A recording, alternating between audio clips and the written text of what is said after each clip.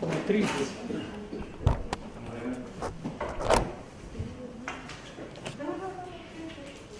Estoy empezando con una ley de tiempo, por lo menos hasta que ahora me dan permiso. Por la mitad.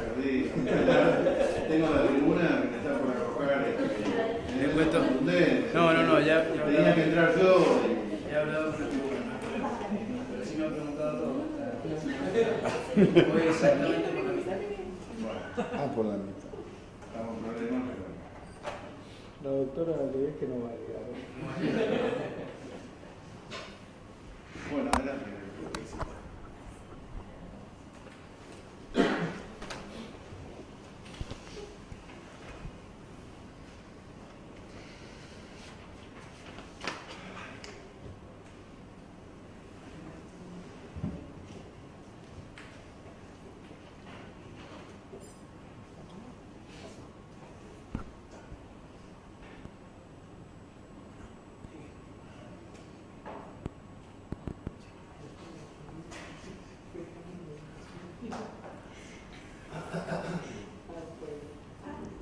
Bien.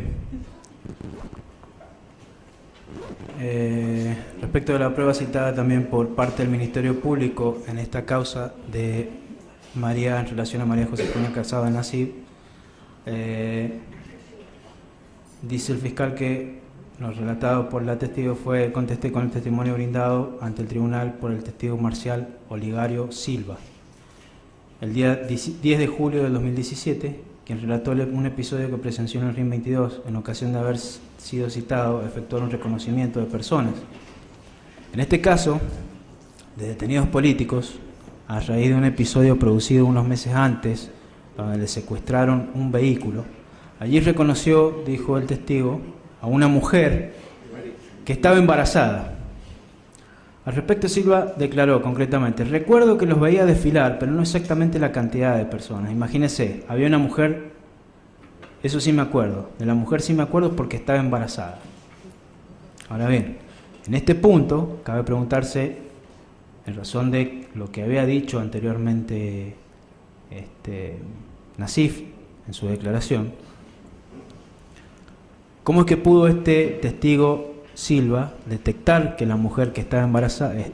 primero que estaba embarazada y que la misma era Nasif? Ella misma en su relato previamente, cuando contó de este hecho, dijo que estaba tan delgadita que sus torturadores no le creían. Y de hecho tuvo que venir un médico a ocultarla, según sus propias palabras, para recién corroborar esta situación. Que de hecho esta situación fue la que dio lugar a que no la torturaron más. Según el testigo dice que yo creía que era la misma que cuando la vi tirar los panfletos. Porque cuando a mí me dijeron que caminara hacia el medio de la plaza y habían pasado 3 o 4 meses. Esto obra en el acta de debate número 14. Conforme a la pieza acusatoria, se establece que este hecho les permite al señor fiscal inferir que de las circunstancias de tiempo, modo y lugar, y que conforme a ellas la mujer embarazada que se reconoció en tal oportunidad era sin dudas María Josefina Casada Nasif. A esto debo agregar que lo que verdaderamente debe inferirse es que no existe conexión entre entre lo que presuntamente observó el testigo y el hecho de la detención de Nasif en el RIM, puesto que o le creemos a Nasif cuando, direccionando su testimonio a efecto de mostrar la fiereza de quienes la tenían detenida a punto tal de que tuvo que anunciarles que estaba embarazada para que dejaran de golpearla, y que para ello tuvo que asistir un médico para corroborarlo, conforme ya lo he relatado. De hecho, dijo que luego de haberse corroborado ese estado de preñez por haber estado tan delgadita, según sus términos, dejaron de torturarla, como ya referencié. O en su caso también le creemos también al testigo Marcial Olegario Silva, cuando dice que había una mujer embarazada y que el Ministerio Público Fiscal relaciona con el hecho porque los dos testimonios no se compatibilizan. Si la señora Nasif necesitó comprobación médica de su estado de preñez porque no le creían porque estaba tan delgadita, y Silva pudo ver a simple vista a cierta distancia a una persona embarazada, es evidente que no se trataba de casado o que alguno de los dos nos mintió en esta audiencia. En efecto, respecto de este punto, dijo el fiscal que mientras le interrogaban ella les decía que estaba embarazada y no le creían. Y en relación a los padecimientos adujo Casado que en ese lugar, el RIM 22, fuimos torturados, sometidos a interrogatorios, atados, golpeados, y allí se instruyó el sumario que por supuesto firmamos. Luego de ello, el señor fiscal hizo referencia a una serie de documentación en la que surge la detención de Casado en Asif y Rabe, los testimonios que lo corroboran. Se habla también de otros preventores como oficiales e instructores, tal es el caso del capitán Walter Amadeo Melo, sosteniendo que en dicha instancia Casado fue interrogada bajo premios ilegales sobre los hechos que motivaron su detención. Estando encapuchada, le hicieron firmar el acta. Agregando por último que por los propios comentarios de los gendarmes, Casado supo que las personas que interrogaban eran personal de inteligencia del ejército, a quienes llamaban ojos de vidrio, dando los nombres de Olivera, Cardoso, Martel, Gómez y de Marchi, conforme al acta de debate número 8. Ya me he referido oportunamente a esta fuente de conocimiento, es decir, a los gendarmes. Solo resta destacar en este punto, en apoyo a lo que expresé al tratar ese tema, que la señora Susana Silipotti, en oportunidad de declarar por ante vuestras excelencias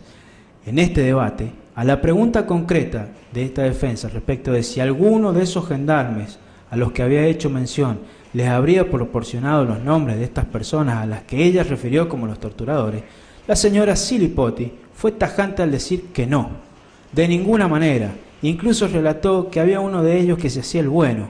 que era el que los llevaba al baño, les alcanzaba un trapo para que se sequen, pero no, fuera de eso, nada. Palabras textuales de la testigo Silipotti, que ahora en el registro de audiencia videograbado del acta de la audiencia de debate de fecha 4 de septiembre del 2017. Y que aún más, ante un malentendido de la señora respecto del lugar de detención, porque había referido a un toque de Diana, el presidente del tribunal le reeditó la pregunta de esta defensa, respondiendo a la señora Silipotti que no tenían contacto con gendarmería. Las palabras de la señora Silipotti son absolutamente claras al respecto, con lo que afirmo con absoluta certeza del análisis de la prueba. Puedo decir que la mención de la gendarmería aportando nombres que ya dijeron no conocer es tan solo eso, una mención de parte de quienes la sostienen que no ha sido corroborada por los propios gendarmes, por todo lo cual me encuentro en condiciones de solicitar, insisto, para el caso de que vuestras excelencias no estuvieran persuadidos respecto de que todos los hechos de esta causa se encuentran largamente prescriptos por las razones antes expuestas. Por ello, solicito que se absuelva a mis asistidos Eduardo Daniel Cardoso y Juan Francisco del Torquio, toda vez que no ha resultado posible del material probatorio acreditar con el grado de certeza que requiere en instancia su responsabilidad por estos tres hechos especialmente. Por el mismo temperamento pido que sea tenido sobre el resto de los hechos que se han nucleado en esta llamada causa Nívoli.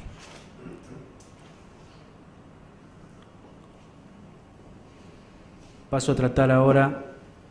como dije, el caso de Federico Hugo Salazar, y lo haré por cuestiones de economía procesal, toda vez que ya se cuenta con lo expresado en los alegatos de la Fiscalía en todos los hechos de esta causa denominada Nívoli, en la que me limitaré al caso por caso a mencionar cuestiones específicas, obviando el detalle de los hechos que ha establecido el Ministerio Público. Solo haré una breve mención cuando resulte oportuna, indicando en su caso en qué elemento de prueba me fundo, o a qué elemento a criterio de esta defensa no debe ser valorado en la dirección que pretende la Fiscalía. En el momento de la detención de esta víctima, de Federico Hugo Salazar, fue el 25 de noviembre de 1975, según lo dicho por el fiscal, que fue llevado luego al RIM 22, circunstancia esta que no se encuentra aprobada más que por sus propios dichos. Luego fue trasladado al Instituto Penal de Chimbas, que así se llamaba en aquel entonces, permaneciendo hasta el 6 de diciembre del 76, fecha en la que fue trasladado junto a otros detenidos a la Unidad 9 de La Plata, y en esta unidad carcelaria estuvo hasta el 17 de julio de 1979, en que recuperó su libertad. La prueba del operativo citada por la Fiscalía es la misma contemplada para los casos anteriores, es decir, un memorando del 23 de diciembre de 1975 en el que consta el nombre de Salazar. A su vez dice el Ministerio Público Fiscal que el testigo fue interrogado sistemáticamente bajo todo tipo de torturas por personal de inteligencia y gente de la patota que utilizaban la práctica de los tormentos para sacar información. Vemos cómo se utiliza el término sistemático para sortear el escollo de no poder acreditar la sistematización del ataque generalizado antes del golpe de Estado, además de expresar afirmaciones que no gozan de la acreditación necesaria con la prueba obrante. Continúa en este sentido la Fiscalía estableciendo que el 6 de diciembre del 75, una vez legalizado, Salazar fue trasladado al penal de Chimba junto con Enrique Nasif, Rabe, Gómez, siendo alojados en el pabellón número 5, conforme a acta de debate número 10. Esta es la constancia específica de la legalidad de su detención. La que no obstante no estar formalizada por ninguno de mis defendidos es clara, concisa al respecto. Es decir, Salazar fue puesto a los pocos días de su detención a disposición de las autoridades nacionales, por lo que tampoco puede hablarse en su caso de privación ilegal de la libertad, y mucho menos responsabilizar a nadie por la misma, o al menos a ninguno de los que aquí se encuentran imputados. Luego de ello, a fin de pretender acreditar la acusación, esta presunta aplicación de tormentos contra Salazar, citó que, acorde a lo narrado por el médico del penal de Chimba, el doctor José Salazar Ledesma, refirió que recuerda a que Hugo Salazar le pidió un certificado de que había sido picaneado, conforme a acta de debate número 34, de fechas 8 de mayo del 2012, del juicio 1077, acumulados 1085, 86 y 90. Pero no dice específicamente que se haya hecho constar tal circunstancia, es decir, que el médico lo haya constatado. Lo único que dice este certificado es que se le pidió el mismo detenido solicitando que expresara eso en la documentación. A lo que agrego que las constancias documentales del expediente por la ley 2840 se desprende que a foja 518 y 518 vueltas, el médico Salazar Ledesma expresa que no puede decir nada de tormentos y torturas, dado que los detenidos no le manifestaron nada. Al declarar Salazar ante la instrucción militar, fue interrogado sobre los hechos que motivaron su detención. En dicha declaración firmaron el acta como instructor del sumario militar el capitán Walter Amadeo Melo, foja 7375, vuelta el expediente 4303. Luego en la misma causa, el día 22 del 12 del 75, Salazar prestó declaración indagatoria ante el juez Gerarduzzi, juez federal de San Juan. Claramente se establece en este caso que ni Del Torquio ni Cardoso formaron parte de los oficiales o suboficiales seleccionados por el superior siquiera para elaborar el sumario de prevención, por la causa en la que también surge la intervención del juez competente. Así, el 6 de diciembre del 76 fue trasladado en un micro del ejército a Mendoza y de ahí lo llevaron a la unidad 9 de La Plata, donde estuvo detenido hasta el 17 de julio de 1979, que salió en libertad. Vale decir, esta persona resultó condenada a raíz de ese sumario. El caso número 9 corresponde a José Williams Gómez. Conforme lo dicho por el acusador, fue detenido el 25 de noviembre del 75, como a las 10:15, del domicilio donde funcionaba su imprenta llamada La Nueva Gráfica. Aclaro que lo dicho es una cita textual del Ministerio Público en Solegato. Cuando dice la hora de detención sin precisión alguna, no es porque Gómez no la recuerde, sino porque no existe otra declaración que no sea la indagatoria del nombrado en momentos posteriores a su detención. Asimismo, dice el fiscal que seguidamente fue conducido al RIM 22, donde luego de ser atado, maniatado, encapuchado, fue víctima de interrogatorios bajo tormento. Que de este cuartel, Gómez fue conducido al Instituto Penal de Chimbas, y bueno, va relatando todo el derrotero que siguió el destino de Gómez,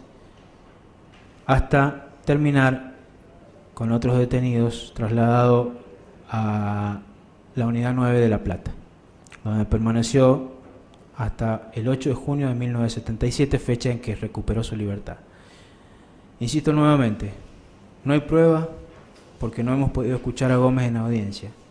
Tampoco obran declaraciones en instrucción, todo lo cual demuestra claramente que la reconstrucción histórica formulada por la Fiscalía en este caso es una pura elucubración sin elementos acreditantes. Lo dicho obedece a que la única constancia obrante en los autos número 4303, caratulados contra Nasif, Enrique Horacio, María Josefina Casado, Guillermo Bernardo Rabe, Federico Salazar, José William Gómez, por infracción a la Ley de Seguridad Nacional 2840 y falsificación de documentos, y dicho operativo se establece que estuvo comandado por el capitán Eusebio Hursixin, a quien, dicho sea de paso, no veo sentado al lado de los imputados. De acuerdo a los datos obtenidos en este procedimiento, se realizó otro similar en la imprenta ubicada en la calle Mendoza 261 Norte, en Concepción, propiedad de Gómez, en donde se estableció la existencia de material subversivo de montoneros y las siguientes armas. Y se detallan las armas. Todos los mencionados precedentemente fueron llevados al RIM 22. Luego de esta prueba documental, tenemos que Gómez prestó declaración indagatoria ante el juez federal Mario Gerarduzzi el 22 de diciembre del 75, denunciando que durante los días que permaneció detenido y sometido a interrogatorio estuvo con los ojos vendados y perdió la noción del tiempo, motivo por el cual no podía reconocer las firmas del acta de allanamiento y de la declaración prestada ante la autoridad. Se estableció que en el penal Gómez no fue torturado, estuvo alojado en este lugar hasta el día 6 de septiembre del 76, fecha en la que fue trasladado junto a otros detenidos a la Unidad 9 de La Plata en Buenos Aires, según acta de debate número 10 de Salazar. Después se habla de otros antecedentes que también han sido valorados como prueba, en este caso.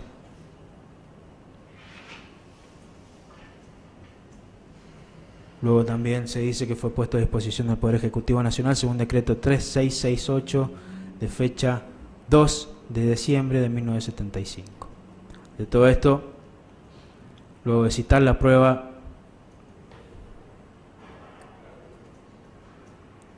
documental de los casos anteriores, el Ministerio Público Fiscal entiende que la condición de perseguido político que detentaba José William Gómez fue el móvil que las fuerzas represoras tuvieron para privarlo de libertad y someterlo así a crueles torturas a fin de compelerlo a que diera información sobre los demás militantes y así terminar con la lucha contra la subversión llevada a cabo por el terrorismo de Estado. Como podemos ver, nos encontramos con todas conjeturas, nada concreto, solo estimaciones. Surgen a raíz de analizar en forma totalmente parcial y direccionada las constancias documentales, las que solo muestran que la persona fue detenida por su actividad ilícita, que se le secuestró armamento y material propagandístico de una organización prohibida y clandestina, que fue puesto a disposición del Poder Ejecutivo Nacional y que incluso fue condenado, todo lo cual lleva a afirmar que no existe privación ilegal de la libertad y que de los tormentos no contamos con pruebas que así lo acrediten. En este hecho tampoco hay siquiera una breve mención de participación de alguno de mis asistidos en algún grado. No han sido referenciados sus nombres, no hay documentación que acredite que hayan intervenido en calidad de funcionarios de la prevención, por lo que también se solicita, en este caso puntual, la absolución por los motivos que ya han sido expuestos. A su vez, quiero solicitar a este excelentísimo tribunal que para el momento de la valoración se tenga expresa consideración los legajos de cada uno de ellos, a quienes por cuestiones de brevedad no me habré de referir en este punto, sino que en el entendimiento de que obran como prueba documental y a la que ustedes pueden fácilmente acceder. Pasamos al caso número 10, Alejandro Washington García,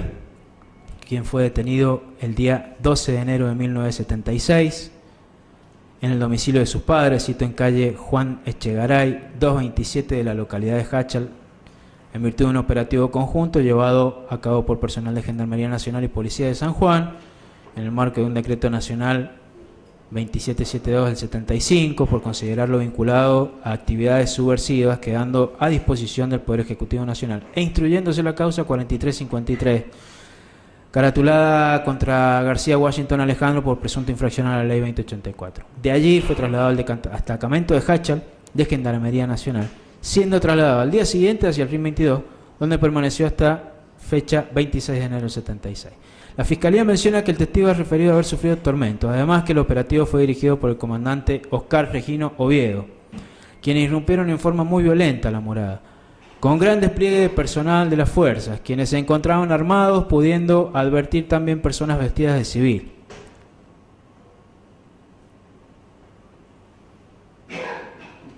En relación a dicho procedimiento, existe prueba documental que avala, en primer lugar, según la Fiscalía, glosada foja 7 de los autos 4353, caratulado García Washington Alejandro por presunta infracción a la ley 2840,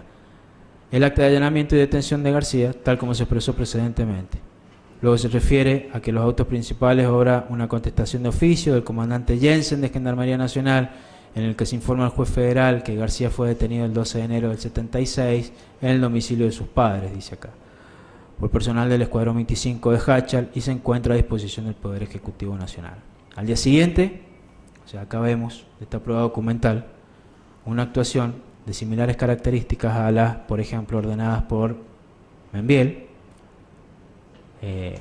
y en la cual habría participado en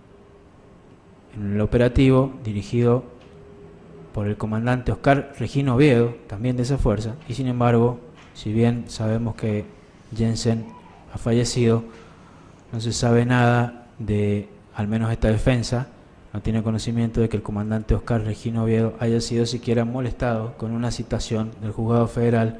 por la investigación de delitos de esta naturaleza. Bien, al día siguiente fue trasladado al Regimiento de Infantería de Montaña 22, en la parte trasera un Unimog. Esto surge del expediente 4353 antecitado. Hay un oficio del Escuadrón 25 de Hachal de Gendarmería Nacional donde se deja constancia y se comunica al juez federal y al jefe del área 332 el alojamiento de García en el RIM 22. Desde el 13 de enero del 76. Cabe aclarar que en el mismo predio del RIM 22, como ya lo he referido, funcionaba, y creo que aún lo hace, en el sector noroeste de dicho predio, las instalaciones de Gendarmería Nacional, conforme constan las inspecciones judiciales hechas en el juicio pasado acá en la provincia.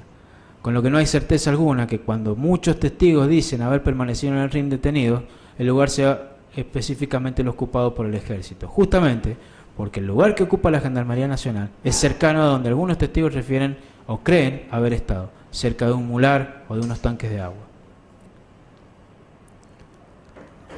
Continúa el alegato de la Fiscalía diciendo que estos antecedentes obran en el sumario instruido en sede militar,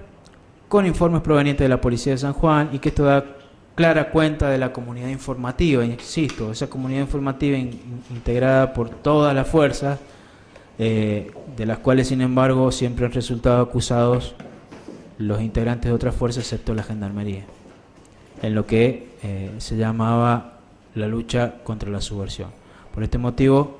de las conclusiones arribadas sobre García respecto a su condición de perseguido político, fue el motivo, dice el fiscal, del que fuera allanado su domicilio por Gendarmería Nacional y Policía de San Juan.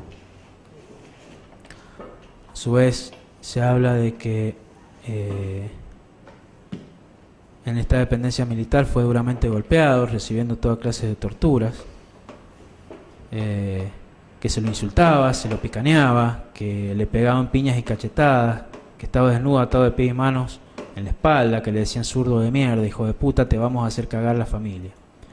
Que le decían que reconociera una fotografía cuando él estaba vendado y como no podía responder lo picaneaban. Que se sentía el ruido de un automóvil que llegaba y al rato empezaban las torturas.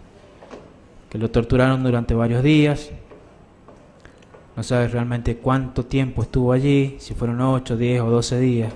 Que cree que lo que funciona actualmente como gimnasio del RIM 22, pero puede perfectamente ser el lugar donde estuvo detenido. Después habla de sesiones de torturas más largas. Estoy haciendo un breve recuento para no citar todo lo contenido en la pieza fiscal. Dice que lo hacían arrodillar, que se los pateaba con mucha fuerza. Todo lo cual, conforme en la Fiscalía, obra en acta de debate número 34. También ha dicho el señor fiscal que su paso por el RIM se encuentra acreditado mediante documental agregada Fojas 11 del expediente 2840 ya citado mediante el oficio del Escuadrón 25 de Hachal de Gendarmería Nacional, que deja constancia y comunica al juez federal y jefe del área 332 el alojamiento de Washington Alejandro García en el RIM desde el 13 de enero del 76. De esta prueba se obtiene que, habiendo sido detenido por Gendarmería, fue puesto a disposición del jefe del área según lo que establece el fiscal. A esto debo hacer mención que lo referido a la Gendarmería es una clara muestra de cómo se ha pretendido apartar a dicha fuerza por las razones que ya expresé al inicio de esta segunda parte de mis alegatos, y que está relacionada íntimamente con ese direccionamiento selectivo de la imputación en función del acuerdo de ese secreto al que habrían llegado el comandante de la fuerza y los a él allegados, que obran como testigos víctimas militantes en estas anteriores y posteriores causas. Agrego además de lo dicho, la tesis planteada ha sido continuada por el acusador público, bastándose con la imputación solo al personal del Ejército. Este expediente en particular es muy significativo en ese camino. Es decir, inclusive contamos, que después será citado, con la declaración testimonial de la persona, del gendarme que llevó en ese camión a esta víctima. Y que este gendarme fue claro en relatar ante este tribunal la forma en que lo llevó, cómo iba. Inclusive se le preguntó si iba encapuchado y la persona no supo decir, en el entendimiento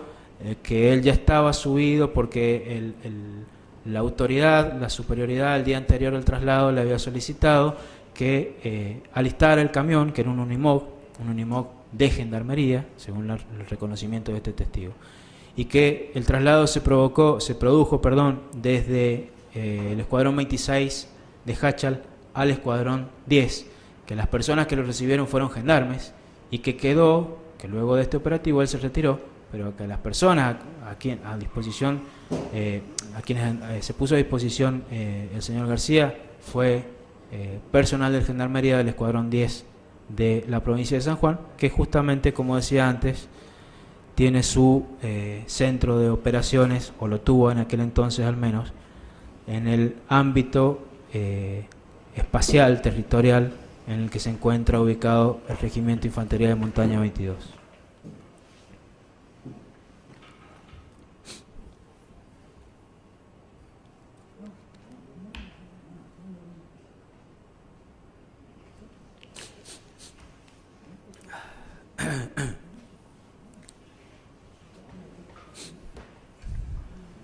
Toca ahora referirnos al caso de Miguel Juan Pallero. Sostuvo el señor fiscal que Pallero declaró ante el Tribunal Oral Federal en fecha 29 de mayo del 2017. También ya lo había hecho ante el Juzgado Federal número 2 de San Juan en fechas 22 de abril del 87, que obra fojas 808 vueltas, y en fecha 10 de mayo del 2007, obrante a fojas 863, 865 y vuelta. También se establece que estas declaraciones, como de las constancias obrantes de los autos 4.372 caratulados contra Miranda Jorge Antonio, Acosta Alfredo, Rodríguez Virginia, Irene, Pallero, Miguel Juan, Tello Omar Orlando, Navarro Viuda de Marinero, Mercedes Leal María Cristina y Tello Mario Lucio por infracción a la Ley de Seguridad Nacional 2840, surge que en enero del 76 Miguel Juan Pallero tenía 27 años de edad y estudiaba música en la Facultad de Filosofía y Humanidades de Artes, que durante la madrugada del 31 de enero del 76, a las 4:30 aproximadamente, Pallero fue detenido en su domicilio en calle San Lorenzo, en el departamento de Concepción, donde vivía con sus padres, que en ese momento se encontraba de visita a su novia, María Cristina Leal, y el operativo fue realizado por fuerzas conjuntas del Ejército, Policía Federal y Provincial. Recordó que hubo muchos soldados y muchas personas uniformadas. Este operativo está acreditado también en el acta de allanamiento de fojas 911 del expediente previamente citado,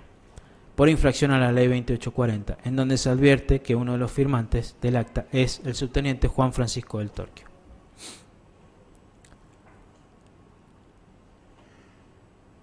Después de esto, de lo que se desprende del alegato de la Fiscalía, se dice que supo que su madre y hermana fueron a buscarlo a RIM, donde les negaron que estuviera, aunque ellas insistieron, ya que se lo había llevado personal del Ejército. En este lugar se dice que permaneció aproximadamente 15 días, siempre con los ojos vendados. Luego, a mediados de febrero, lo habrían llevado al penal de Chimba, siendo alojado en el pabellón 5 bajo la custodia de la Guardia de Infantería. Aclaró asimismo que que durante su detención en esta unidad carcelaria no sufrió tortura, pero sí supo de otros interrogatorios bajo tortura a los que eran sometidos los recién llegados, ni bien se produjo el golpe de Estado, lo cual marca esa diferencia que se ha venido marcando y preguntando precisamente a cada persona que habría resultado detenida con anterioridad al golpe, sobre si se observaron cambios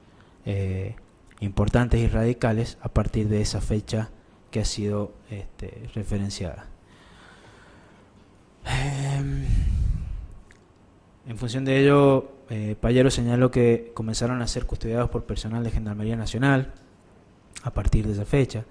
Es más, recordó en una oportunidad un gendarme le confesó que ellos no estaban preparados para custodiarlos, pero recibían esos órdenes desde el ejército, según dijo. Finalmente fue trasladado a la Unidad 9 de La Plata, condenado a 6 años de prisión por infracción a la Ley Nacional 2840. Se informó a la Justicia Federal el 31 de enero del 81 que había cumplido su tiempo de condena, pero no recuperó inmediatamente la libertad, en virtud de que se encontraba aún detenido a disposición del Poder Ejecutivo Nacional por decreto 1023 del 76. Finalmente esta persona recuperó su libertad el 19 de agosto del 82. De todos los puestos surge con absoluta claridad que, al igual que el resto de los hechos contenidos en la presente causa, las personas fueron detenidas en virtud de un procedimiento normal y habitual dentro del marco de la ley, por actividades subversivas, puesto que, como ya se ha dicho, la autoridad militar se encontraba ampliamente facultada a detener personas ante la sospecha de este tipo de actividades ilícitas. Asimismo, habla mucho de esto que esgrimo, la condena que le fuera impuesta por la autoridad judicial. En ese mismo orden, en dicho procedimiento, la actuación de Juan Francisco del Torquio como subteniente fue por una orden emanada de la autoridad militar y se limitó al allanamiento y detención y posterior puesta a disposición de la superioridad. No hay otra constancia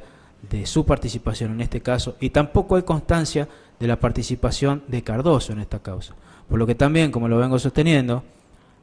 y porque así corresponde en razón de no haberse probado el accionar delictivo, solicito la absolución de ambos asistidos también en esta causa y, como dije antes, en forma subsidiaria al planteo principal. Me toca referirme ahora a la situación que tuvo por víctima a la señora María Cristina Leal, quien, conforme lo sostuvo la Fiscalía, fue detenida junto con su pareja, Miguel Juan Pallero, durante la madrugada del 31 de enero del 76, en un operativo realizado, como ya dije, por fuerzas conjuntas, en el domicilio de los padres de este. Ella dijo que pudo reconocer efectivos del ejército por las botas y el pantalón verde que utilizaban. Sin embargo, no pudo verlos por encima de sus cinturas, ya que los arrojaron al piso y les cubrieron su cara. Como ya se puso anteriormente al tratar los hechos de Pallero, existe como prueba documental en la que consta el acta de allanamiento obrante a fojas 911 del expediente citado por infracción a la ley 2840, en donde se encuentra que el acta fue suscripta por uno de mis pupilos, el señor Juan Francisco del Torquio. Voy a obviar en este punto el relato de los hechos que ha denunciado, remitiéndome para ello lo expuesto por la Fiscalía, atento a que en definitiva tienen similitud con lo relatado anteriormente en el caso de Pallero. Ahora bien, según palabras del acusador público, Leal corroboró muchas de estas circunstancias porque se le acercó un primo suyo de nombre Ernesto Leal, que se encontraba allí como soldado, quien le preguntó: ¿qué has hecho? ¿Qué has hecho?, en oportunidades de su detención. Esta circunstancia encuentra asidero también en la aclaración del propio Ernesto Leal ante este tribunal, en fecha 28 de agosto del 2017,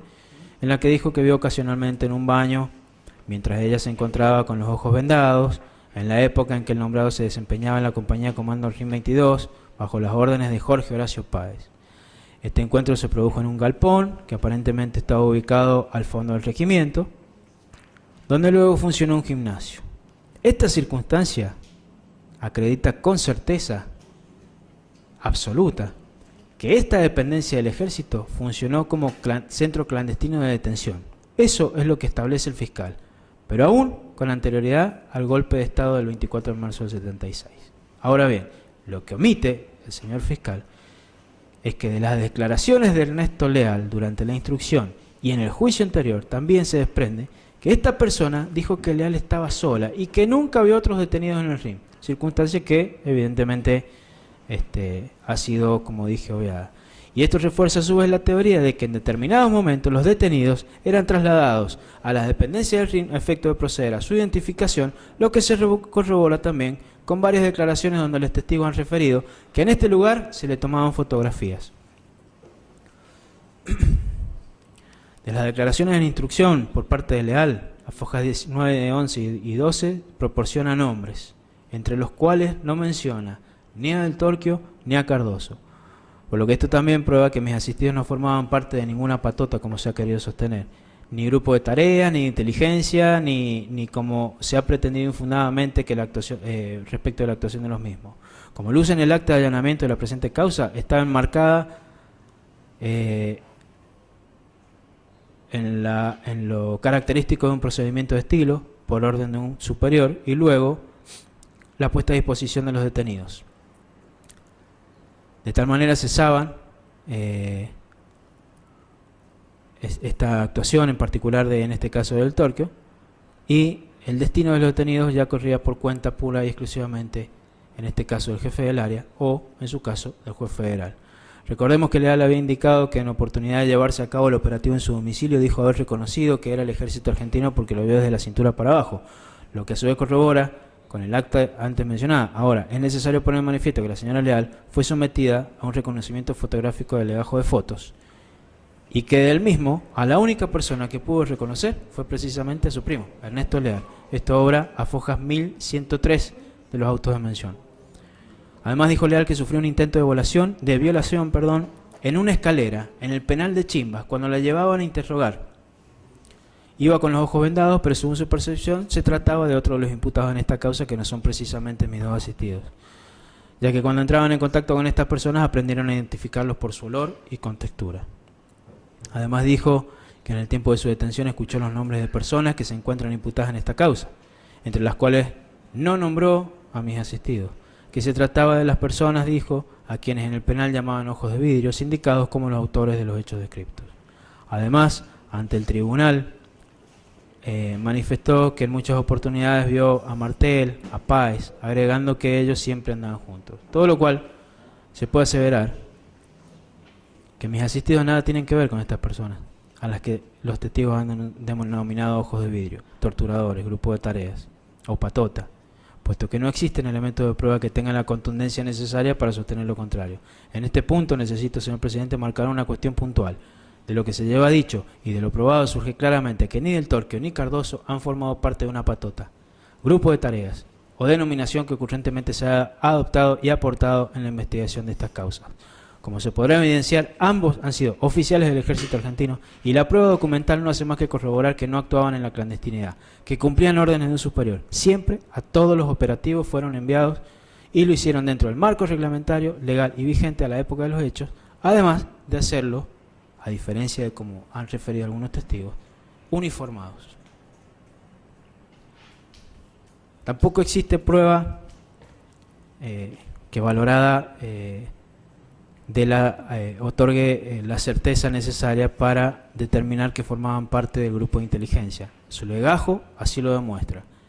Y luego de cada procedimiento no han tenido contacto con los detenidos. Que la prueba testimonial que hace referencia a sus identificaciones tiene que ver con que formaban parte de la nómina de oficiales del RIN 22 del año 75 al 77 y que jamás hubo una sola persona que confrontada en audiencia nos haya podido relatar que ambos fueron las personas que los sometieron a los tormentos que han referido, que ambos tampoco han formado parte de ninguna asociación ilícita ni nada que se les parezca. Eso es lo que entiende esta defensa, que ha quedado debidamente acreditado. Luego de lo dicho, debo pasar al tratamiento de los hechos 13, 14 y 15. En una cuestión de sistematización y con intenciones de propender a la brevedad a la que había hecho referencia antes, debo decir que estos hechos son en los que resultaron detenidos Mario Lucio Tello, Omar Orlando Tello y Jorge Antonio Miranda, que estos fueron tratados, como dije, en el 13º al 15º lugar, según la sistematización formulada por la Fiscalía. Debo agregar que de las probanzas mencionadas por el acusador, luego de un relato de los tormentos y detenciones en los distintos lugares que han referenciado oportunamente los testigos, tan solo surge que los operativos de allanamiento y detenciones fueron llevados a cabo por Juan Francisco Del Torquio. en los 3 casos. Así lo establecen las actas de allanamiento citadas en cada caso, lo que al igual que en el mencionado precedentemente implica que estos operativos y esta constancia documental sirve a los efectos de demostrar que se hicieron en cumplimiento de la orden del superior, que se llevaron a cabo por personal del ejército, que quien dirigía el operativo lo hacía cara descubierta, uniformado, y que a efectos del cumplimiento del mismo se dejaba debida constancia en un acta, es decir, se formalizaba. Todo lo que demuestra la falta de esa clandestinidad. No se entiende sino cómo se puede hablar de que procuraron, en este caso del Torquio, procuró no ser conocido cuando él propiamente se estaba presentando a cara descubierta, sin capucha y sin nada que se le parezca, y firmaba el acta de allanamiento y detención.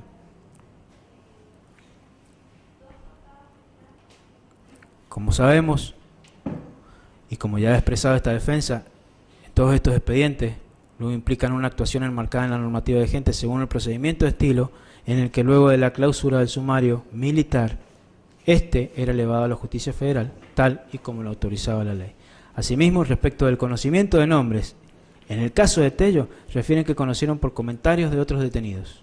sin aportar ningún otro dato que pudiera ser corroborado dentro del marco de la legalidad, a fin de poder otorgar credibilidad a aquellos dichos, a la vez que tiene que ver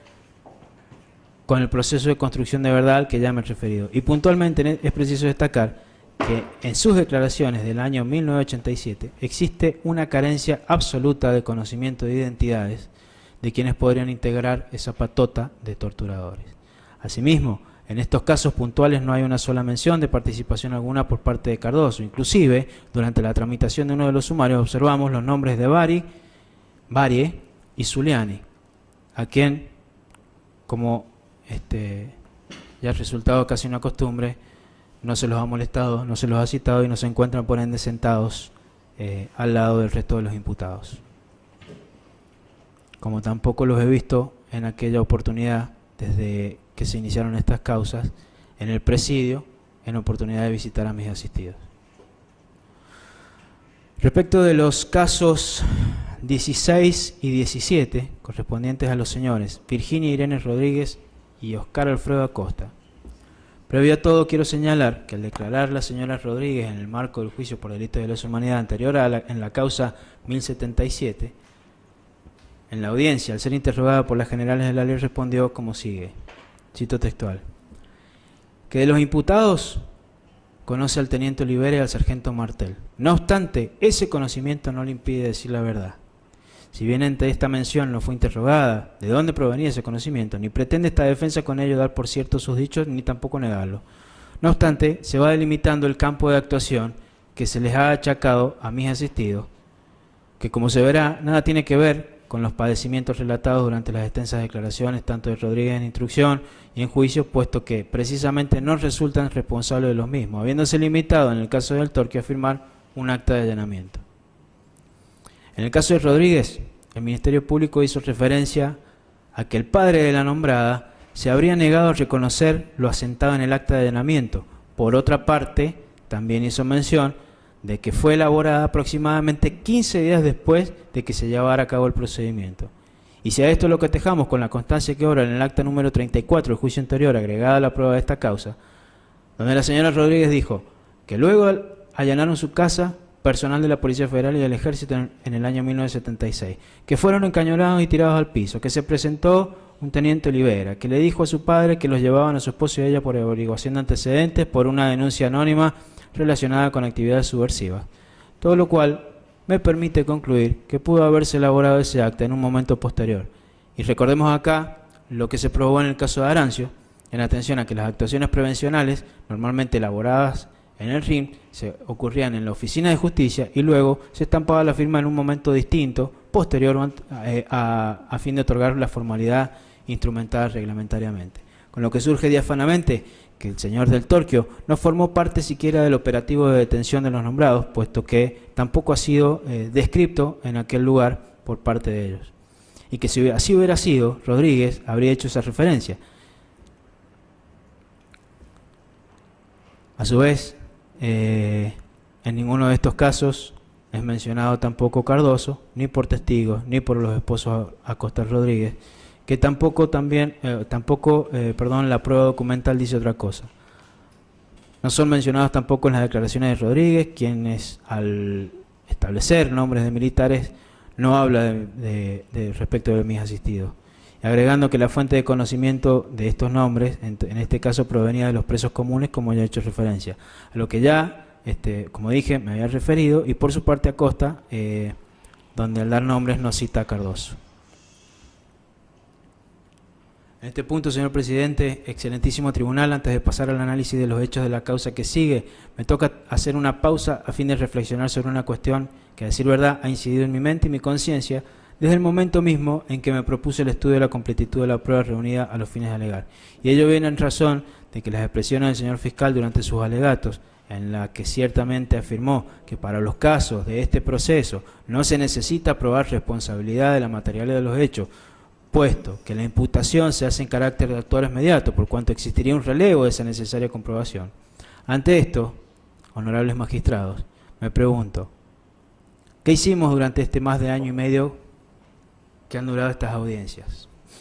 ¿Para qué se estableció normativamente esta instancia de debate, que por cierto en las instancias inferiores es utilizada como excusa a fin de no tratar la prueba útil y pertinente que se pretende aportar en aquella instancia a los fines de neutralizar la acusación? Tan es así que la prueba ofrecida oportunamente en la instrucción es rechazada muchas veces y expresada en los autos de procesamiento, sosteniéndose que el plenario es la instancia donde se deberá producir esa prueba, que es la instancia probatoria por naturaleza. En efecto, si la prueba es rechazada en la instrucción por aquello de la provisoriedad y de que la mera probabilidad autoriza inclusive a dictar cautelares, que por cierto son prorrogadas por años, como aquí ha ocurrido, y llegados a esta instancia nos encontramos con una manifestación de tal naturaleza por parte de quien se encuentra obligado a aprobar las hipótesis acusatorias, entiendo que durante todo el proceso se les mintió en la cara a los imputados, incluso a nosotros y a la sociedad, puesto que si le otorgamos esa libertad al acusador, estaríamos reconociendo que este debate es una mera formalidad, con lo cual los sentados en el banquillo ya tendrían la condena dictada de antemano. Circunstancia que es inadmisible, inaceptable, incluso mismo arbitraria y peor aún peligrosa. Por ello,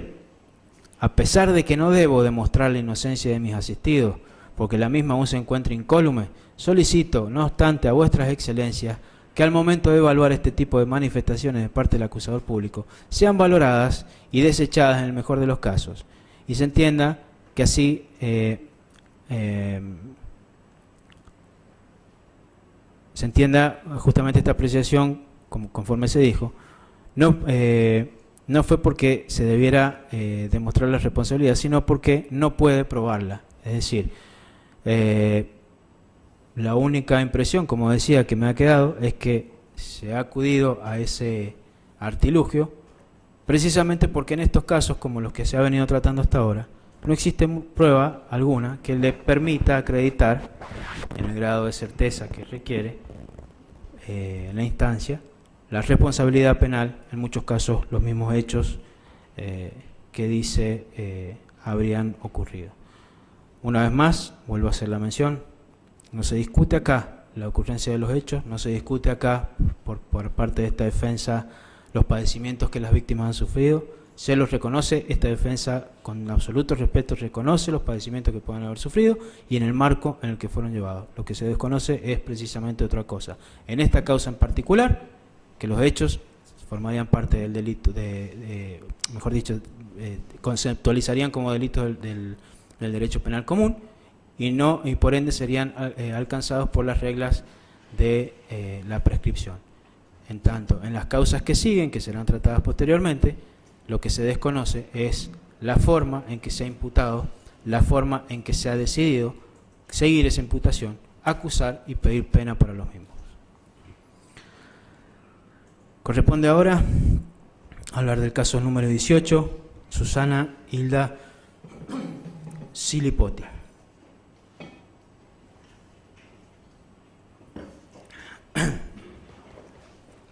En este caso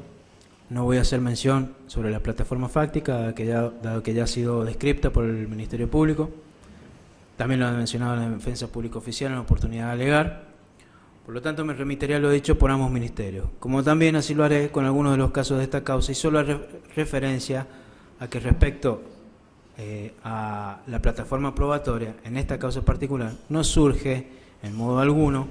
algún tipo de participación en la detención de la nombrada por parte de mis asistidos, como tampoco han sido mencionados sus nombres ni identificados en alguna circunstancia particular, por lo que la imputación en esta causa surge nada más que del modo caprichoso en que se ha decidido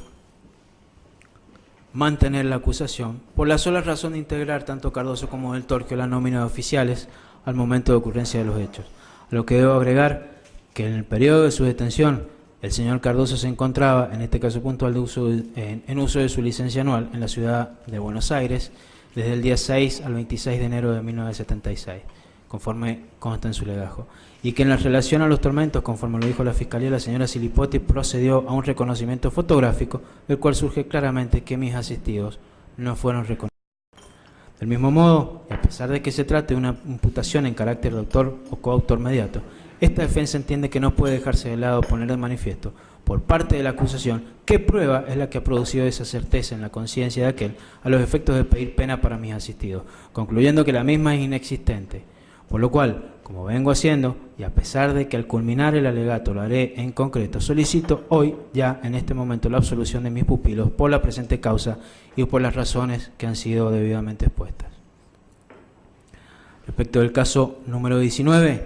Pedro Rodolfo Ochoa. En este caso voy a tomar el mismo temperamento que en el anterior en cuanto a lo correspondiente a la descripción de la plataforma fáctica,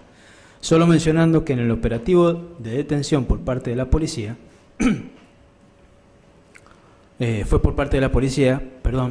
y consta el nombre de los funcionarios que habrían actuado en la detención, quienes además habrían pedido al señor juez federal una orden de allanamiento,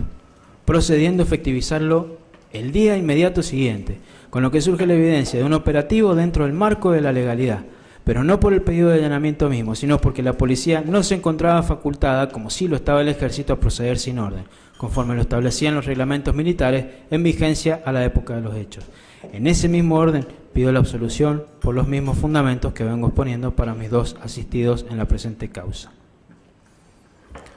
Caso número 20, Francisco Leonardo Martínez. También puede tomar el mismo temperamento que los casos anteriores, y solo voy a breve mencionar que conforme se estableció la Fiscalía en el caso Martínez, el operativo estuvo conformado por personal del RIM 22 a cargo del teniente Jorge Horacio Páez y de la Policía de la provincia de San Juan, en cumplimiento de una orden dictada por el jefe del RIM 22, coronel Héctor Adolfo Delfino, quien, recordemos, ejercía como jefe del RIM. No hay actuación de mis asistidos, no han sido nombrados, no hay documentación que los ubique en los hechos, como para achacárseles responsabilidad por vía de autoría material, tampoco hay testimonios ni nada que refiera a ellos, como para determinar, en este caso, tampoco su autoría en carácter inmediato.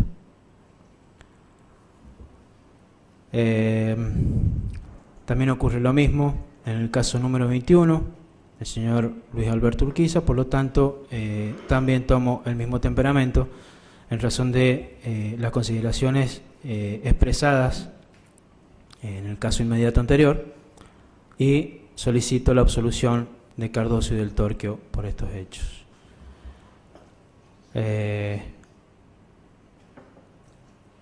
Pasamos al caso de Jorge Horacio de los Ríos. Respecto del señor de los Ríos, debo poner de manifiesto que su detención fue a cargo del teniente primero López Patterson. Recordemos bien que este era el superior directo del subteniente del Torquio, único con capacidad de mando y decisión, vale decir, superior jerárquico del mismo, por quien pasaban las órdenes que se emitían en la superioridad, y este a su vez le daba las órdenes a mi pupilo. Además de ello, fue con otro integrante del ejército a su cargo, y que precisamente no son ni Cardoso ni del Torquio, pero que de la presente causa, no obstante, no se encuentra imputado. La única referencia que el acusador hace al respecto del Torquio es limitarse a mencionar que de los Ríos lo mencionó a su esposa, que Juan Francisco del Torquio fue una de las personas que lo interrogó mientras estaba vendado, según consta en el acta número 16, declaración de Chicala, que es la señora. Pero bueno, como no contamos con la declaración de los Ríos por haber fallecido, este dato no se pudo corroborar, ni existe otro elemento probatorio que acredite esa particular circunstancia. En efecto, no se puede saber por qué de los Ríos mencionó del Torquio, en qué oportunidad lo habría reconocido, o si el nombre le llegó por comentarios, como ocurrió en casi la totalidad de estos testimonios. De acá surge claramente que la imputación fue direccionada, fue selectiva y que se hizo contra mis defendidos y se mantuvo durante esta acusación, durante la investigación, la acusación, el pedido de pena, sin contar absolutamente con ningún elemento de prueba cierto, contundente, que corrobore y permita dilucidar la hipótesis delictiva que le fuera achacada en carácter de coautoría inmediata. Respecto al caso 24, Roberto Guido Monfrinotti,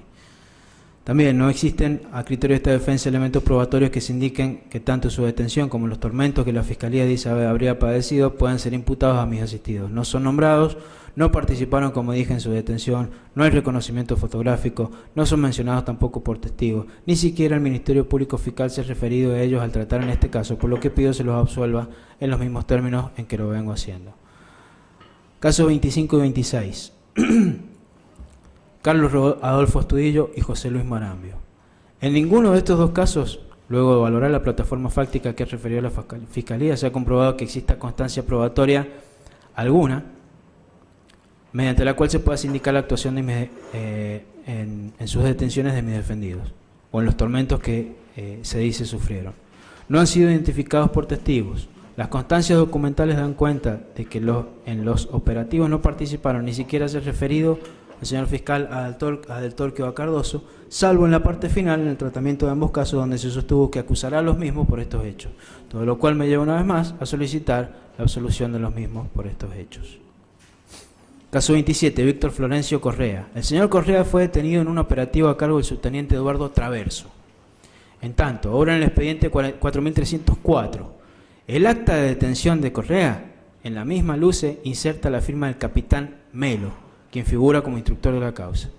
Si bien también de esta causa se puede establecer la ausencia de cualquier tipo de actuación por parte de mis asistidos, no obstante, el fiscal ha citado de modo incriminatorio una versión dada por Correa que dice expresamente lo siguiente: ocasionalmente, cuando les entregaban la comida, tenían contacto con presos comunes, quienes por medio de comentarios les comentaban quiénes eran los responsables de sus detenciones, como así también de las sesiones de tortura que sufrían. Así escuchó los nombres de Marchi, Olivera, Malato, Páez, Cardoso, Del Torquio, Gómez, entre otros. Ya me he referido anteriormente a esta fuente de conocimiento de las identidades de mis asistidos y a la imposibilidad de su existencia. No obstante, quiero recordar que ninguno de los presos comunes que han pasado por ante vuestras excelencias ha confirmado haber proporcionado esta clase de información. Lo único verdaderamente afirmado era que les entregaban, cuando podían, hierba u otro tipo de peticiones que se les hacía por medio de papelitos. Por otra parte, no consta que estos presos comunes fueran los que proporcionaron esos datos. En particular, tampoco lo menciona Correa en sus declaraciones, con lo cual la mención incriminatoria basada en esta declaración carece en modo absoluto de sustento probatorio alguno. En tanto, mismo temperamento, pido la absolución de Cardoso y Del Torquio. Pasamos al caso ahora de Mauricio Saturnino Montenegro. Caso número 28. Esta persona fue detenida el 30 de enero del 76 en hora de la madrugada por un operativo llevado a cabo por personal militar. En su domicilio particular, cito en calle Ignacio de la Rosa, 1735 Oeste. Siempre conforme a lo que surge de la plataforma fáctica establecida por el Ministerio Público, se dijo que fue conducido al despacho oficial del jefe del área operacional 332. Estuvo detenido en el Instituto Penal de Chimbas y que luego fue trasladado a la Unidad 9 de La Plata hasta marzo del 80, fecha en la que recuperó su libertad. En este procedimiento intervinieron Juan Francisco Del Torquio y Ricardo Claudio Kalisinski. Tal como se desprende del acta agregada a fojas 2 vueltas suscrita por Juan Bautista Membiel, el día 30 de enero del 76 a las 3 de la mañana, el subteniente Juan Francisco Del Torquio, acompañado de otros soldados, procedió a ingresar al inmueble y suscribieron el acta también el comandante Raúl Bari y el coronel Membiel. Raúl Bari, recordemos que era miembro de Gendarmería, Membiel está muerto y el único acusado obviamente resultó, como siempre, Del Torquio. El día 17 de diciembre de 1976 fue trasladado a la Unidad 9 de La Plata. Finalmente, Montenegro recuperó su libertad en marzo del 80. Del acta antes mencionada, como el resto de las actuaciones que obran como prueba documental, se extrae con certeza que el operativo de allanamiento y detención está enmarcado dentro de la reglamentación vigente a la época, que dotaba de facultades al ejército argentino a proceder como se hizo, que luego, puesto a disposición del juez federal, una vez terminado el sumario de prevención militar, y que asimismo esta persona resultó condenada por esos hechos. También se extrae que participó Gendarmería Nacional y que a Bari, como dije, no se le imputaron presuntos ilícitos perpetrados contra Montenegro, que en el caso de Kalisinski, a pesar de figurar en las mismas condiciones que el Torquio, no se lo está juzgando en esta causa por estos hechos, todo lo cual implica, corrobora y reafirma la postura de esta defensa en cuanto a lo dicho respecto a la acusación selectiva y direccionada con la cual se ha conformado desde los inicios de la causa el acusador público. El resto que se puede inferir válidamente de esta causa es que no hay elementos que determinen primero que haya habido delito, que se le pueda comprobar la del Torquio y que para el caso de Cardoso ni siquiera ha sido mencionado. Por todo lo que también voy a pedir en este caso la absolución de ambos en los hechos que denunciaron Montenegro. En este punto, señor presidente, habiendo concluido con los hechos de esta causa, teniendo en cuenta que el señor fiscal no ha formulado cargos respecto de las personas como Diana de Temis Curbán y todas las que hizo referencia, y el resto que formularon en su alegato, me queda nada más que mencionar que la contestación que se ha hecho de la acusación en la causa denominada Nívoli ha sido en forma subsidiaria, repito, manteniendo en este punto el planteo principal formulado al inicio, sobre que la carencia de los elementos normativos de los tipos penales conceptualizados en el Estatuto de Roma y referidos a la generalidad y sistematicidad del ataque a la población civil. Estos no se encuentran presentes en ninguna de estas causas, dado el análisis del contexto histórico-político, la prueba reunida y principalmente el precedente de la causa 1384 que marca el punto de partida del mismo en fecha 24 de marzo del 76. Por ello es que solicito la absolución de mis asistidos por prescripción de la acción penal, en tanto no pueden ser considerados los delitos investigados como delitos de lesa humanidad, en cuyo caso, de haber existido su carácter de delitos comunes, los hacen pasibles de prescribir.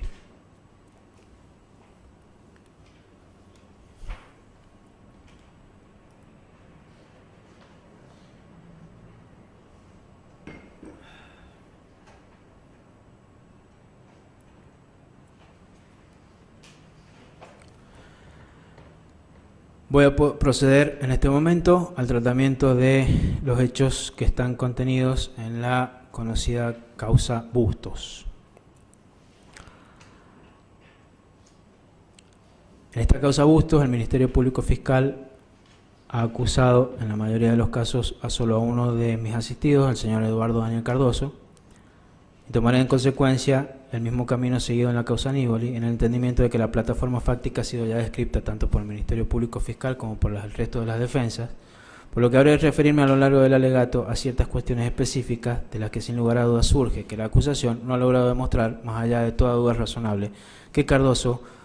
como en su caso también del Torquio, sean coautores penalmente responsables por los delitos aquí tratados en carácter de coautoría inmediata. En ese orden de ideas, el primer hecho que tiene que ver con la víctima, se trata de Juan Luis Nefa. Juan Luis Nefa fue detenido el 24 de marzo del 76 en el domicilio de sus padres. Luego de ello, por lo que sabemos, estuvo, según sus dichos, en la ex legislatura y luego fue trasladado al penal de Chimbas. Allí continuó detenido hasta el 4 de agosto del 76. En su declaración testimonial en la audiencia de debate del 30 de noviembre de 2011, conforme consta en acta 7 del juicio pasado, dice que quiere marcar con fuerza esa actitud de algunos gendarmes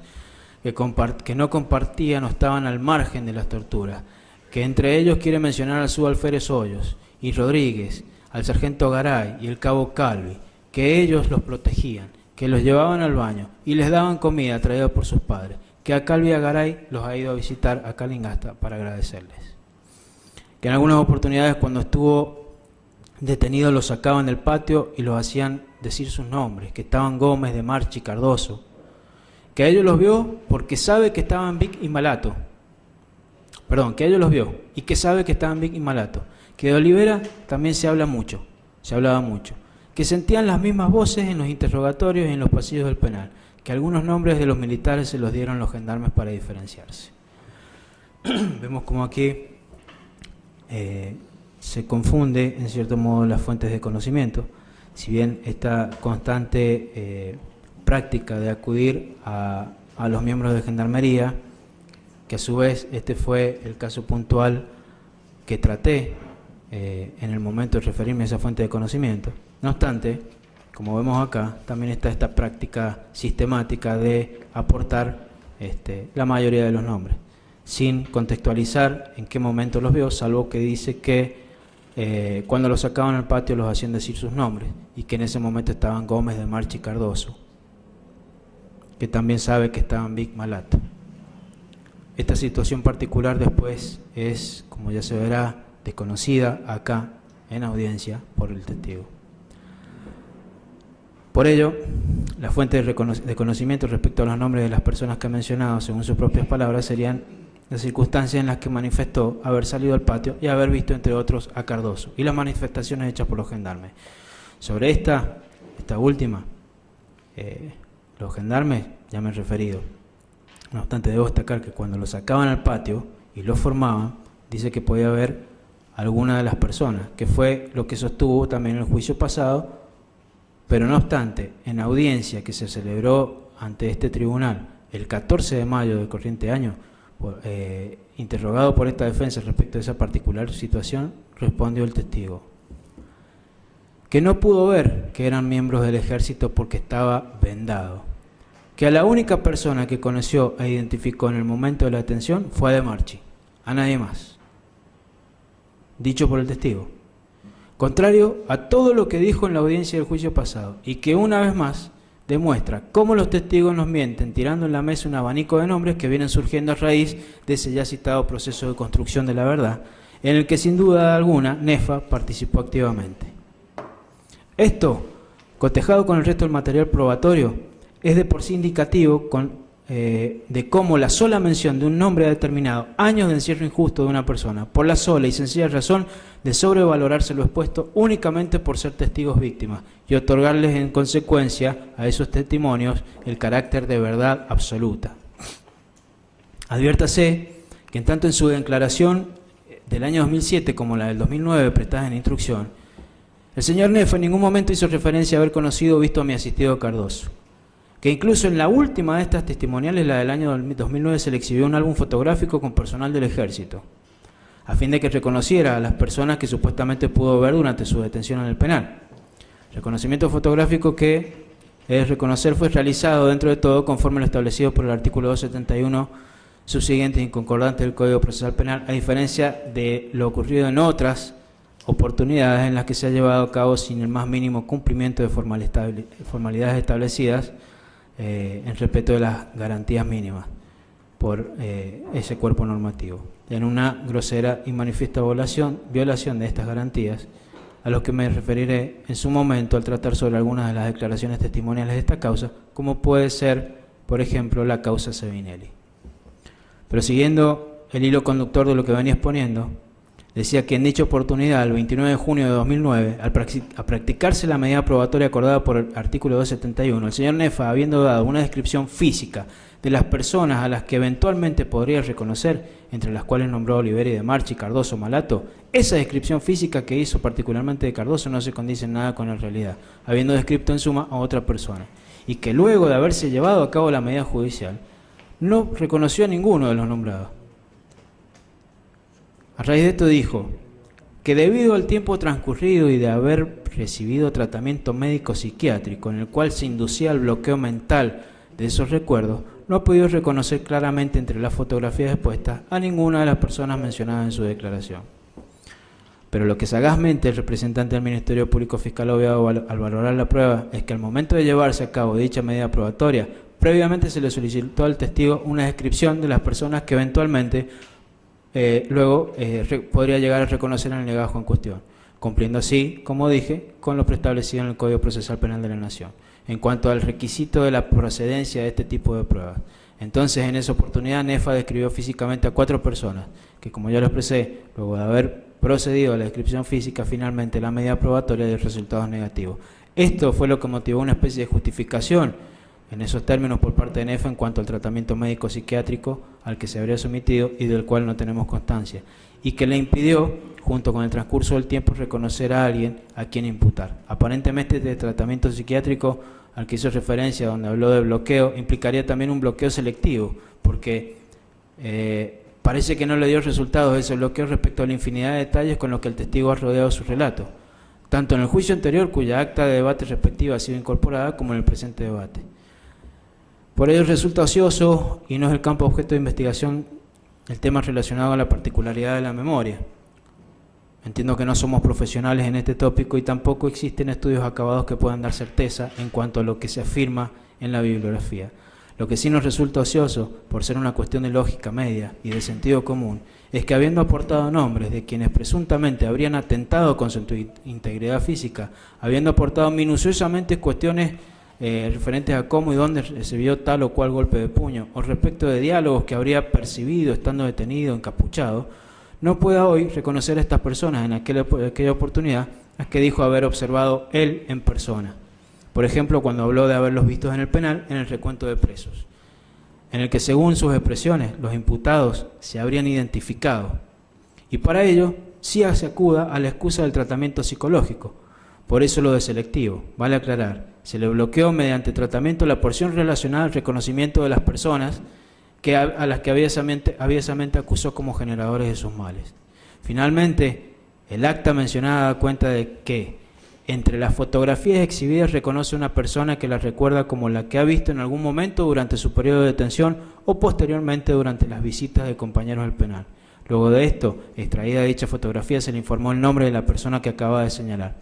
correspondiendo a cualquier otra persona y no a Eduardo Cardoso. A lo que agregó el testigo que ese nombre también circuló, referido a esta persona que acababa de reconocer, como que era uno de los militares que estaba presente en los interrogatorios, pero que no le constaba personalmente, resultándole muy familiar el apellido de esa persona. A lo que debemos agregar que dijo reconocer a otra persona, la que extraída su fotografía resultó que tampoco correspondía a ninguno de los imputados ni de esta ni en alguna de las otras causas que están en instrucción, refiriéndose al señor Víctor Hugo Sarmiento. Y finalizando su testimonio, Nefa, refiriéndose a esta persona, dijo que durante su periodo de detención pasaron por ahí muchos militares y posiblemente ese haya estado, pero que no lo puede individualizar en una situación o lugar concreto. Con lo dicho, podemos advertir la imperiosa necesidad del testigo de sindicar culpables de todo su padecimiento. Ese deseo de que alguien, sin importar quién, pero alguien, se haga cargo de su sufrimiento. Lo referido sobre el señor Sarmiento habla a las claras de esto, es decir, habiéndose sometido a un reconocimiento fotográfico sin que él mismo haya dado resultados, Nefa indicó a una persona en una fotografía que no es precisamente alguien que haya previamente nombrado, ni mucho menos descrito, sino alguien que seguramente vestía un uniforme militar, y agregó que posiblemente haya estado. Vale decir, su actitud fue marcar a alguien y sostener que existe la posibilidad de que haya estado. Si fue así o no, no es problema del testigo. Ya se encargará la justicia de descifrar. Pero por las dudas, si pasa, que pague, que sea detenido, como fue en el caso de otros de mis defendidos, a quien se sindicó por haber sido marcado en una fotografía, y a quien sin otro argumento se lo mandó a detener, causa de la que me ocuparé oportunamente. Así afirmo que nunca el señor Nefa pudo ver a Cardoso, como escuetamente lo nombró en la audiencia de debate del juicio pasado, por la simple razón de que nunca estuvo en el penal Cardoso, ni mucho menos en la oportunidad en que el testigo refiere. Y ello puede deducirse válidamente de una de las circunstancias evidentes, que es lo relatado casi por la totalidad de los testigos víctimas y que en este caso también lo he referido acá en oportunidad de declarar en este juicio, y que tiene que ver con la capucha o con las vendas en los ojos. Entiéndase, como ya dije, si los miembros del ejército se han dedicado, como se ha dicho incansablemente, a procurar su impunidad colocando vendas sobre los ojos, a veces capucha, y siempre, según los distintos testimonios, hay veces que ha sido asegurada esta venda hasta con alambre, para luego colocarle esa capucha, como dije, resulta evidente que no existe posibilidad alguna, ni se ha demostrado de ninguna manera, que luego hayan decidido mostrarse a cara descubierta, y precisamente en la oportunidad en que Nefa relata. Por otra parte, Nefa se ha referido a uno de los imputados nombrándolo solo por su apellido, Cardoso, sin más explicación al respecto. Nunca en sus 3 declaraciones testimoniales lo describió físicamente, como sí lo hizo con otras personas. Y digo esto porque precisamente la descripción que hace de Cardoso no se condice con la realidad, dado que habló de un petizo, medio gordito, cabello rubio y ojos claros. está ahí en la audiencia, lo pueden ver y han tenido la posibilidad de conocerlo cuando estaba acá. Ninguna de estas características pertenece a Cardoso. Y que aún así tampoco reconoció, inclusive, del legajo fotográfico. No ha dado razón de sus dichos, ni en aquella oportunidad, ni al declarar en esta audiencia de debate oral. A lo que debemos sumar lo referido por el testigo respecto al tratamiento médico-psiquiátrico que hizo mención en el año 2009. Por lo tanto, resulta increíble que en aquella oportunidad, habiendo transcurrido 33 años de la ocurrencia de los hechos que lo tuvieron por víctima, misteriosamente recordara a un Cardoso. Pero que, de cualquier modo, no resulta convincente su declaración, mostrando graves fisuras que hacen inválido este testimonio, al menos en esta parte. Siguiendo con el tratamiento de esta causa y toda vez que Nefa fue uno de los que aportó la otra fuente de conocimiento de las identidades de los miembros de la conocida patota de torturadores, haciendo referencia a los miembros de Gendarmería Nacional, me remito por ello a lo tratado en el punto mencionado casi al inicio de esta segunda parte de mis alegatos. Solo deseo recordar una expresión clara que podemos extraer al respecto de las declaraciones testimoniales de instrucción del gendarme Omar Agustín Rodríguez, de fecha 3 de mayo del 2007, agregada a fojas 7150 de autos, y en el debate oral en el juicio anterior en fecha 14 de noviembre del 2012, conforme consta en el acta número 60, en la que luego de preguntado sobre los oficiales del RIM 22, que presuntamente eran responsables de los detenidos políticos y o vinculados a hechos reprimidos por la ley 2840,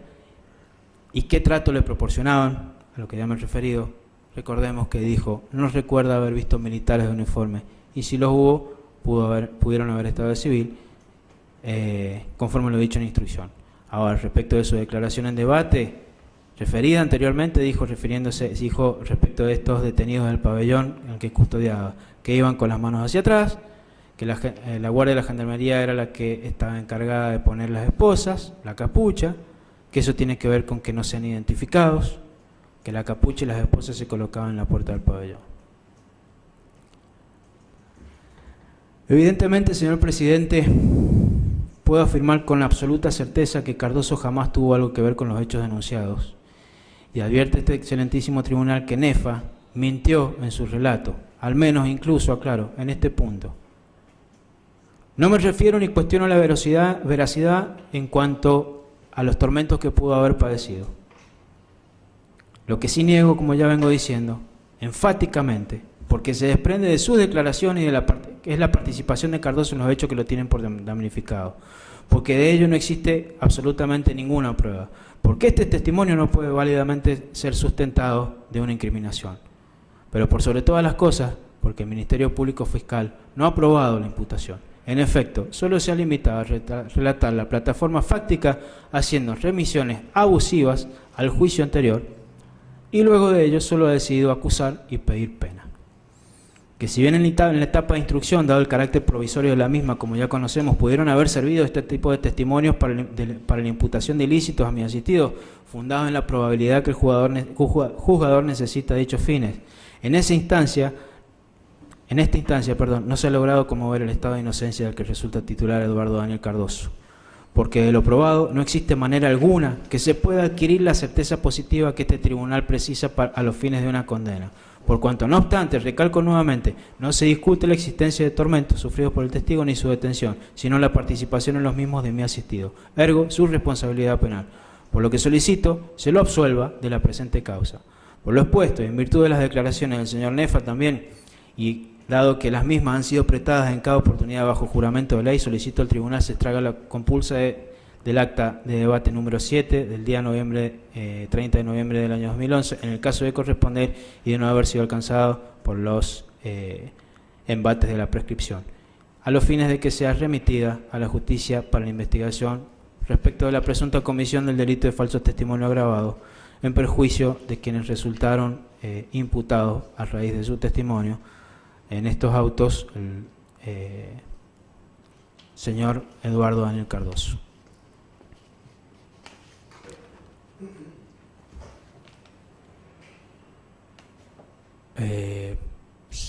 ¿Continuamos, señor presidente?